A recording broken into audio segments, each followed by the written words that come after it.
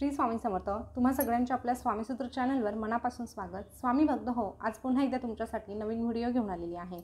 आज आहे गुरुवार आणि गुरुवार म्हटलं तर असंही आपल्यासाठी खूप विशेष दिवस असतो। आपण त्या दिवशी भरपूर सेवा करत असतो, रोजही करतो, पण मग गुरुवार म्हटलं तर विशेष सेवा असतात आणि नक्कीच त्या करायला हव्या। पण त्यातली त्याच ह्या गुरुवारला महत्त्व का प्राप्त झालं आहे तर आज मार्गशीर्ष महिन्यातला दुसरा गुरुवार आहे आणि तसंच प्रत्येक केंद्रामध्ये प्रत्येक दत्तस्थानी आज म्हणजे गुरुचरित्र पारायण सुरू झालेलं आहे। भरपूर भाविक त्या ठिकाणी बसलेले आहे।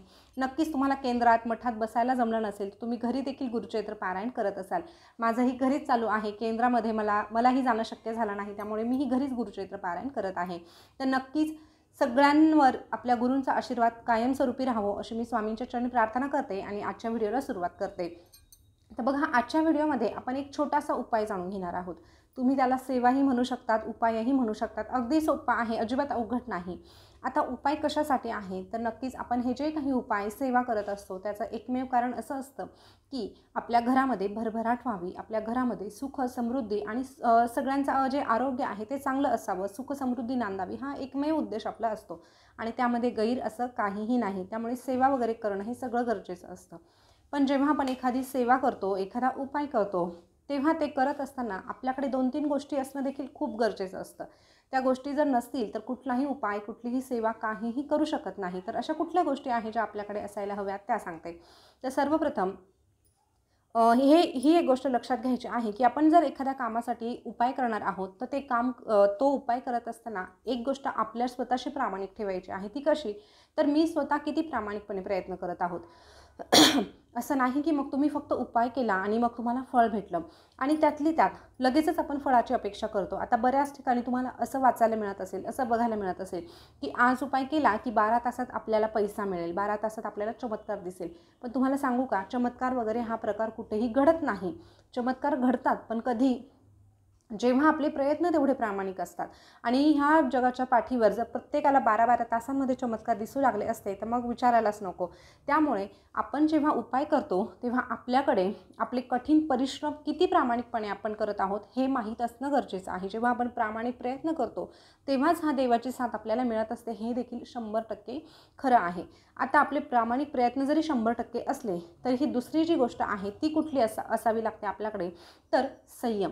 कुठलीही गोष्ट आज मनात ठेवली आणि मग आज आपण उपाय केला आणि लगेच आपण उद्या जर अपेक्षा करत असू तर हे चुकीचं आहे।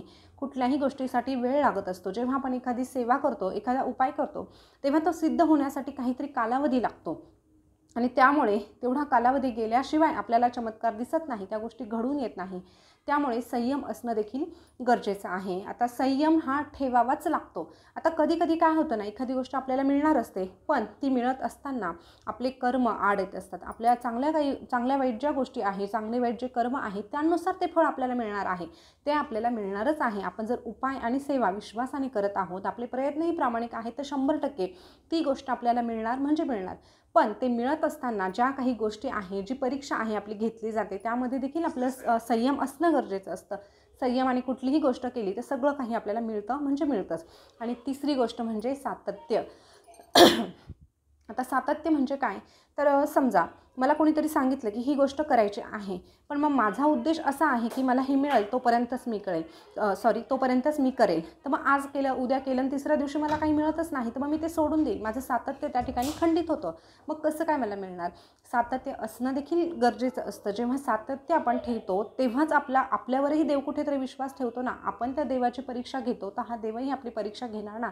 त्यामुळे विश्वास, कठीण परिश्रम, सातत्य आणि संयम ह्या गोष्टी जर ज्याच्याकडे असतात त्याला प्रत्येक सेवा आणि प्रत्येक उपाय प्रचिती देतो म्हणजे देतोच। तर आता ह्या गोष्टी तुम्हाला सांगणं का गरजेचं होतं तर बरेच जणांचे गैरसमज होतात की मग आम्ही केलं आणि आम्हाला फळच मिळालं नाही। तर तुम्ही ह्या 4 गोष्टी तपासून पहा आणि मग तुम्ही अपेक्षा करा।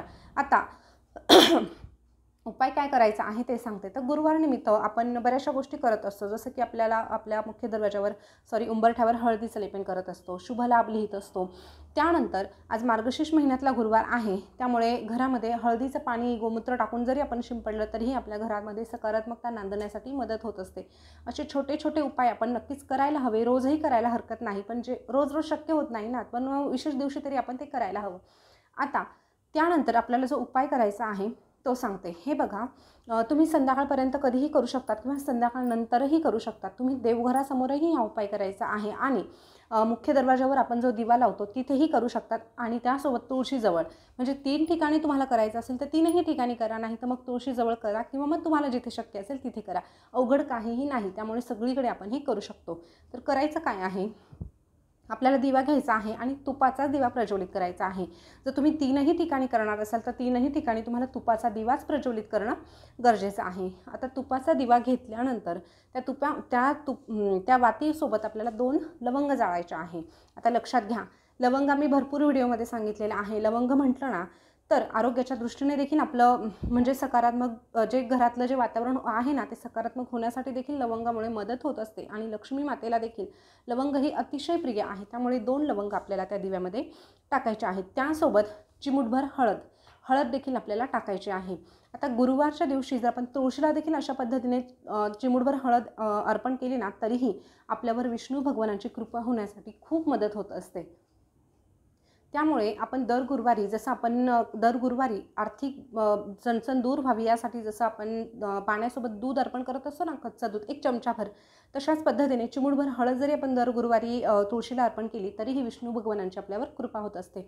यासोबतच हे जे तुपाचे दिवे सांगितले आहे त्या तुपाच्या दिव्यामध्ये 2 लवंगा आणि चिमूटभर हळद टाकायचे आहे आणि असे दिवे आपल्याला देवघरासमोर, मुख्य दरवाजावर आणि तुळशीजवळ ह्या 3ही ठिकाणी प्रज्वलित करायचे आहे किंवा मग कुठल्या तरी एका ठिकाणी आपल्याला हे प्रज्वलित करायचं आहे.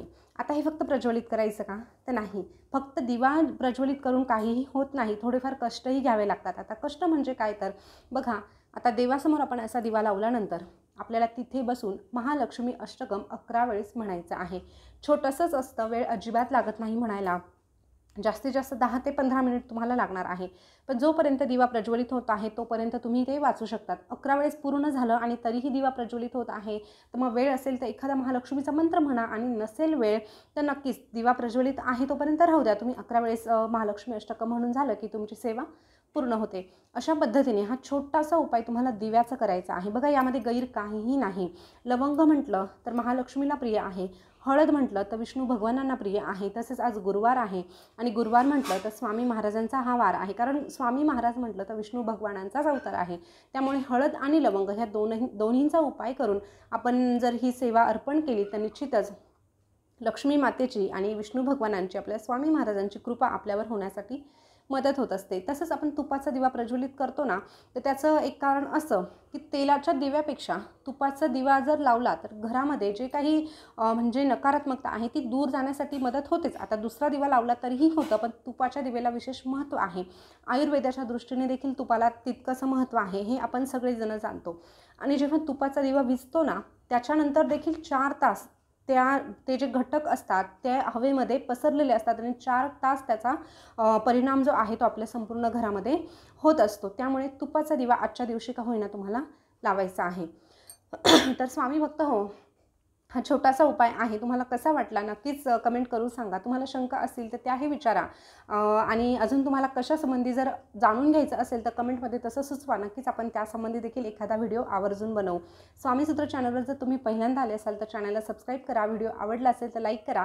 तसंच आपलं स्वामीसूत्र ब्लॉग हे देखील एक चॅनल आहे. ह्या चॅनलला जसं तुम्ही प्रेम देत आला तसं त्याही चॅनलला तुमचं प्रेम मिळावं अशी मी आशा व्यक्त करते आणि आजचा व्हिडिओ या ठिकाणी थांबवते. पुन्हा भेटूया नवीन व्हिडिओसोबत, नवीन माहिती घेऊन. तोपर्यंत बोलत राहा. श्री स्वामी समर्थ. जय जय स्वामी समर्थ. श्री स्वामी समर्थ. जय जय स्वामी समर्थ. धन्यवाद.